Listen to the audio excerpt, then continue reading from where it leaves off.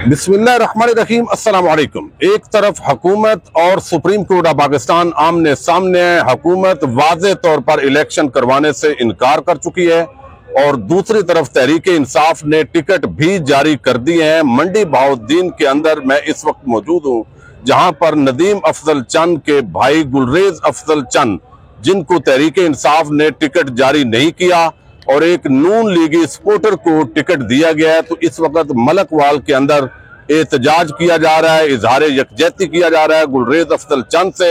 मुखालफ उम्मीदवार कौन है, इस हवाले से भी आपको बताऊंगा, और गुलरेज अफजल चंद की तहरीक इंसाफ के लिए क्या खिदमात हैं, और इस वक्त रिव्यू कमेटी के अंदर गुलरेज अफजल चंद का टिकट गया हुआ है, इस पर भी हम बात करेंगे। और क्या नदीम अफजल चंद और गुलरेज अफजल चंद की सियासत जुदा है या वो इकट्ठी सियासत कर रहे हैं, ये पूरी कहानी क्या है, इस पर हम आज की वीडियो में तफसील के साथ बात करेंगे। और मैं उम्मीद करूंगा कि आप वीडियो आखिर तक समाप्त करेंगे और अपने कीमती फीडबैक से जरूर आगाह करेंगे। इस वक्त अगर आप देखें तो यहाँ पर मलकवाल की एक बड़ी तादाद जो है वो यहाँ पर जमा है, और बेसिकली ये कोई तहरीक इंसाफ के खिलाफ एहतजाज नहीं है, बल्कि गुलरेज अफजल चंद के साथ ये इजहार यकजहती के लिए लोग जमा हुए हैं। मैं थोड़ा सा आपको बता दूं, मंडी बहाउद्दीन के हल्का पीपी के 4 हल्के हैं, जिनके अंदर खास तौर पर तहसील मलकवाल के अंदर हल्का पीपी 67 और 68 आता है। 67 जो हल्का है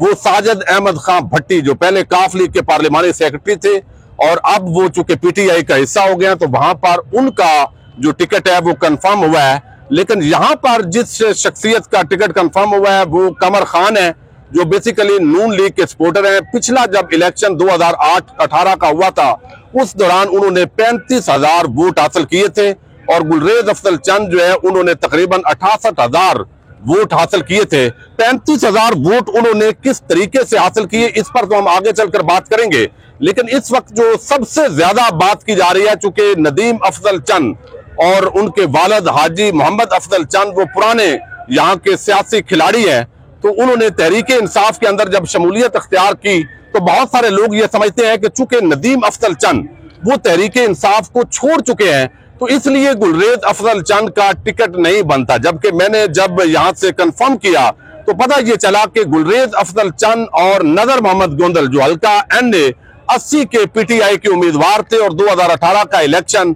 वो हार गए थे नासर बुसाल के मुकाबले के अंदर, तो उस वक्त ये जो मंडी बहाउद्दीन की सियासत है वो अलहदा तौर पर इन्होंने शमूलियत अख्तियार की थी। नदीम अफजल चंद चूंकि सरगोदा जो भेरा का हल्का है वहां से इलेक्शन लड़ते हैं, तो उन्होंने पीटीआई के अंदर 6 महीने बाद शमूलियत अख्तियार की थी। और मजीद जब इमरान खान की ये ख्वाहिश थी कि नदीम अफजल चंद जो है वो भी नजर मोहम्मद गोंदल और गुलरेज अफजल चंद और बाकी फैमिली के साथ तहरीक इंसाफ के अंदर शमूलियत अख्तियार करें, तो उस वक्त भी इमरान खान को इनकी तरफ से, फैमिली की तरफ से बताया गया था कि नदीम अफजल चंद की चूंकि सियासत सरगोदा की है, वो अलहदा है, वो आप खुद पार्टी राब्ता कर सकती है, लेकिन जो है हमारी यहाँ पर सियासत अलहदा है और हम तहरीक इंसाफ के साथ दिलो जान के साथ है। गुलरेज अफजल चंद मुसलसल तहरीक इंसाफ का हिस्सा रहे 2018 से लेकर 2023 आज तक, लेकिन वो जब हमने देखा कि अचानक जब टिकट अनाउंस हुआ है तो उस वक्त टिकट उनको नहीं दिया गया, तो इस पर हल्के के लोगों के अंदर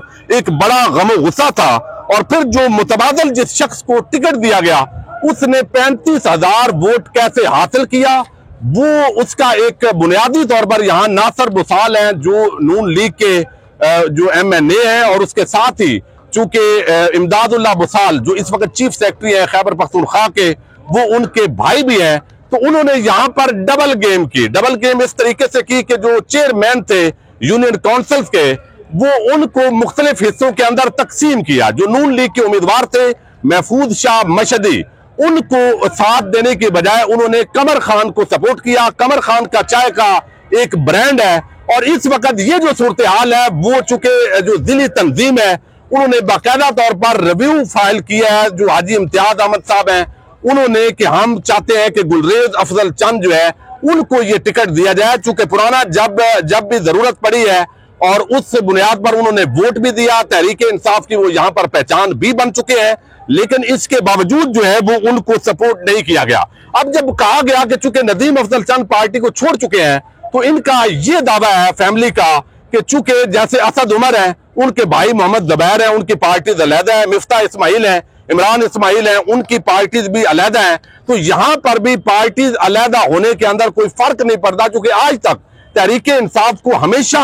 इन्होंने ऑन किया है। और ऊपर जो हल्का है NA80 का, उसके अंदर चूंकि नजर मोहम्मद गोंदल जो है वो उम्मीदवार होते हैं MNA के, तो वो भी पूरी तरह तहरीक इंसाफ के साथ है। और बहुत सारे लोग जो है वो ये भी बात करते हैं, चूंकि ये पीपल्स पार्टी को छोड़ के आए थे, तो मैं आपको इस हल्के का वोटर की हैसियत से ये नाजरीन को बताता चलूं कि ये वो खानदान नहीं है। यानी आप इख्तलाफ कर सकते हैं, नदीम अफजल चंद ने जिस तरह पार्टी को छोड़ा है, कि जिस तरह एक प्रोफेशनल लोटे होते हैं, यानी एक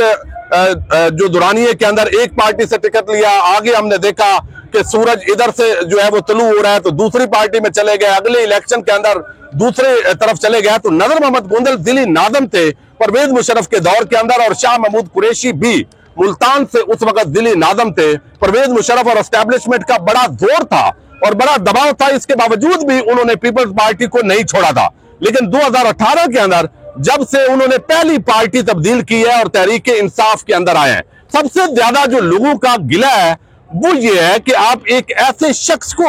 टिकट दे रहे हैं जो बेसिकली नून लीग का हमायत याफ्ता था, जो नून लीग का सपोर्टर था। अब इन हालात के अंदर ये सारी जो खबर है वो चूंकि इस वक्त जमान पार्क के अंदर भी पहुंची हुई है, और वहां पर जो लोग हैं उन्होंने एहतजाज भी किया है, खान साहब के सामने रिव्यू भी फाइल कर दिया गया, और 26 तारीख तक ये रिव्यू जो है वो पता चलेगा कि टिकट रिवाइज होता है या नहीं होता। अब अभी तक जो है वो चंद खानदान इन्होंने पार्टी से अलग ये की जाती है कि परवेज इलाही चूंकि यहां से मोनस इलाही को इलेक्शन लड़वाना चाहते हैं, शायद उन्होंने डबल गेम किया है, तो इसको भी खारिज अज़ इम्कान नहीं किया जा सकता कि इस वक्त मोनस इलाही से जब हमारी मुलाकात हुई थी तो उन्होंने खुद इसका इजहार किया था कि मैं हल्का NA80 से इलेक्शन लड़ना चाहता हूं। चूंकि एक तरफ जो है वो ऑलरेडी यहाँ पर जो है वो साजिद अहमद खां भट्टी वो इलेक्शन लड़ते हैं, दूसरी तरफ से यहाँ अगर मोनस इलाही को इलेक्शन लड़वाने के लिए ये काम किया गया है, अगरचे जो चौधरी साहब हैं वो इस हवाले से डिनाई कर रहे हैं, लेकिन ये बात भी देखी जा रही है। लेकिन मंडी बहाउद्दीन की जो सियासत है उसके डायनामिक्स इस हवाले से तब्दील हो गए हैं कि अब इसके लिए इमरान खान से रिक्वेस्ट भी की जा रही है, तहरीक इंसाफ को कहा भी जा रहा है, और इस वक्त जो है वो एक बड़ी तादाद जो है ज़ाहिर मौजूद है। तो हम जो है वो कमेंट भी लेंगे। डॉक्टर आरफ साहब, आप जरा बताइए आपका आज का एहतजाज का मकसद क्या है? हमारा मकसद ये है कि हमारे इमरान खान साहब लीडर हैं, हम अपने लीडर से रिक्वेस्ट करते हैं कि 10 साल हो गया मैं गुलरेज अफजल चांद साहब के साथ इस हल्के में PTI का